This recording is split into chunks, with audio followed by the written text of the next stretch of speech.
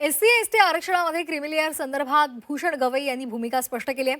आरक्षणाचा सतत लाभ घेणाऱ्यांनी पुढे थांबावं असंही त्यांनी सांगितलंय.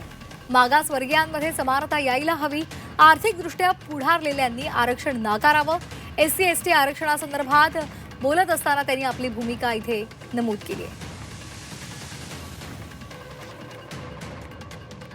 कारण एकीकडे तुम्ही सब क्लासिफिकेशनबद्दल बोलतात सर, आणि दुसरीकडे तुम्ही जी भूमिका मांडली रिसेंटली आणि मागेसुद्धा की SC/ST आरक्षणामध्ये सुद्धा क्रिमिलेअरची मर्यादा फिक्स करावी.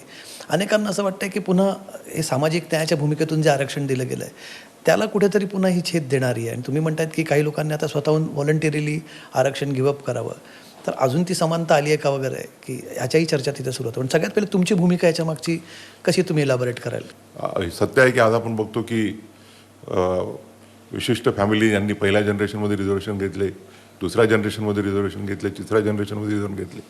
It would amount to creating a class among the class.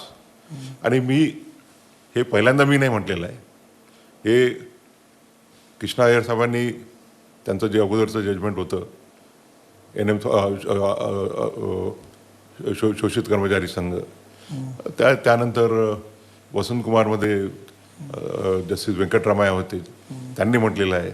त्यानंतर जे 2 कॉन्स्टिट्यूशन बेंच जजमेंट आहेत, जर्नल सिंगचा आणि नागराजचा, त्यामध्ये हा मुद्दा म्हटलेला आहे की जे लोक पुढे गेलेले आहेत त्यांना रिझर्वेशनची आवश्यकता खरोखर आहे की नाही.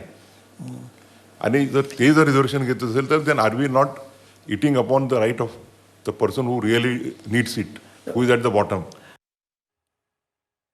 भूषण गवई यांची ही सविस्तर मुलाखत तुम्हाला आज दुपारी 11:52 झी 24 वर पाहता येणार आहे.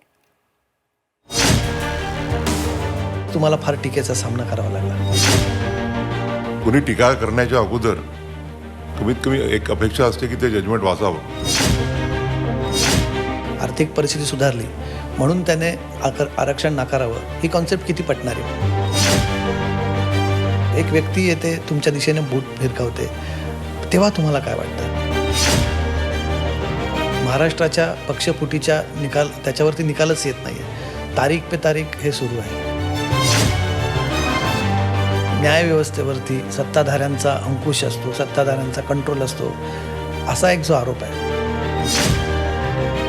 आम्ही तुम्हाला कधी राजकारणात येताना बघू. चुका प्रत्येकाकडनं होतच असतात. ती चूक झाली असं वाटतं. To the point with Kamlesh Sutar.